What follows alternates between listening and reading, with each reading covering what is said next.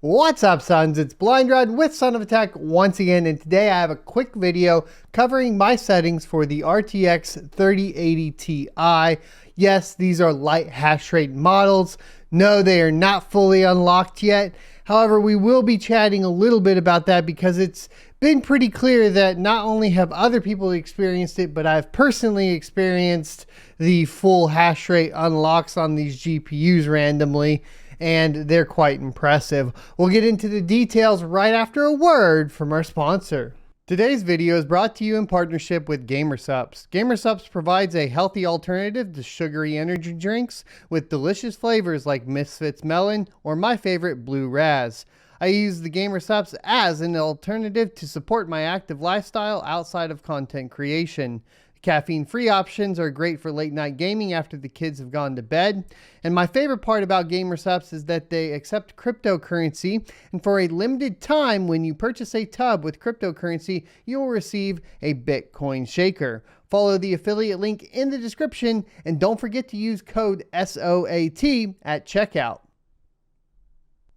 Welcome back. So like I stated before, there are people basically at this point experiencing essentially a full unlocks on their 3080 Ti's. The most recent report was due to essentially the GPU being under 100% utilization while playing Call of Duty, I believe it was. And then once his son had quit playing Call of Duty and they started up the miner, essentially the card remained unlocked and it was hashing at around 135 to 136 mega hash a second, which, if you guys aren't aware, is 10 to 20 mega hash a second more than your average RTX 3090. So that's some pretty exciting stuff because it's in the tank. This was also verified on the pool.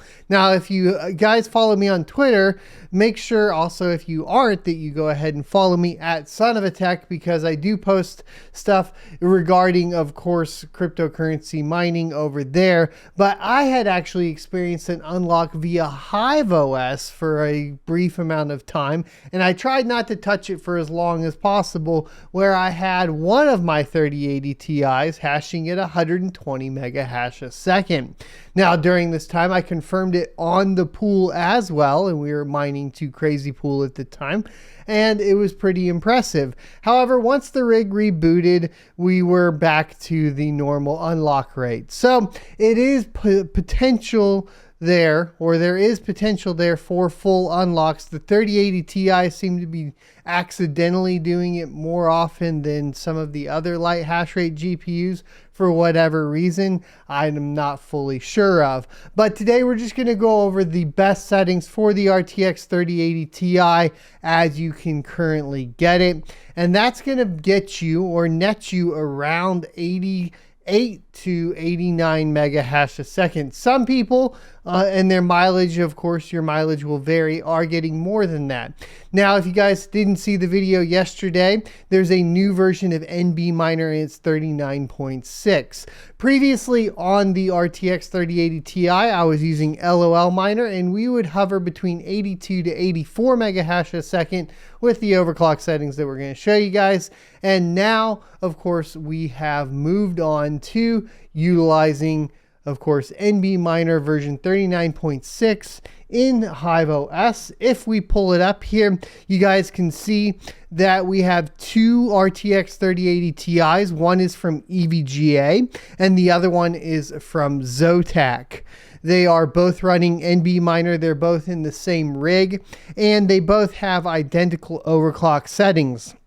Now, while the fans are currently at 100%, I was running them not at 100% previously, but obviously when you're trying to overclock and see how much you can get out of it, I turn fans up to 100%. So right now, that's kind of where we're at. We have the core at negative 300 megahertz. Now, you can do absolute core clock if you prefer. I might actually end up doing that later on down the line, but for now, we're at the negative 300. The memory, we're at 2400 megahertz. This has been stable for over, 24 hours at this point since the launch. It's actually been 48 hours since the launch of NB Miner. That was after I got it up and running, though, which we did have a few issues with getting it up and running. We're going to be talking about that with B550 motherboards here in the future, so stay tuned if you're interested. Now, the power level we have at 305. We've tried 280, that hurts the hash rate, and then we've tried 320, and that doesn't seem to improve the hash rate. So right around 305 on the power limit seems to be perfect. It ends up clocking out at 304 on the EVGA model and 301 on the Zotac model. The EVGA model is hashing at 87.88 mega hash a second, and the Zotac model is running at 88.59 mega hash a second. And these are the best results I've gotten out of the 3080 Ti to date, reliably. So that's the key word there, reliably. And that's because at this point, if you guys aren't aware, this is a mileage may vary situation. There are some people out there that I hear swapped to NB Miner and immediately are over 90 mega hash a second. We are not. So we're pushing the memory about as far as it can go. Here's another neat kind of hint about this that's interesting. The more unlock that you get on any light hash rate GPU, the less of an overclock you can get on the memory. And so as we unlock more and more and more, I think you're going to notice that the memory clocks are going to come down more in line with like the RTX 3090s and the RTX 3080 non-light hash rates. And what you'll see is those get bumped further and further down to like 2100 megahertz and 2000 megahertz. Just keep that in mind. So if you upgrade and you had like a higher overclock and you're noticing some instability, it's probably the memory overclock. It's always the memory, guys. That's what mining is about. It's always the memory. But just a little bit of note there. Let's take a look at what to mine. So obviously we had some incredible days with Ethereum recently as far as hitting all-time highs of 4,400, which is pretty incredible. And so that's going to help these results. At this point, if we take a look at the RTX 3080 Ti at 88 mega hash at 305 watts, you're looking at $7.42 in revenue a day. Now, of course, with my power cost, yours is going to be different. Mine is 5.5 cents a kilowatt hour, and we are looking at $7.01 a day after power, and that is looking pretty fantastic for a light hash rate model. So there you go. There are my overclock settings for the RTX 3080 Ti, what the current profitability of the GPU is. Let's go ahead and calculate that out though. If we had till June, right? So October now, so November, December, right? January, February, March, April, May, June. That's 8 months. We're just going to say by 28 to be safe for that cycle. Let's say we want to pay the GPU off in 224 days before ETH moves proof of stake. We would basically take the 224 and multiply that times 701, and we would come out to wanting to pay $1,570 for an RTX 3080 Ti.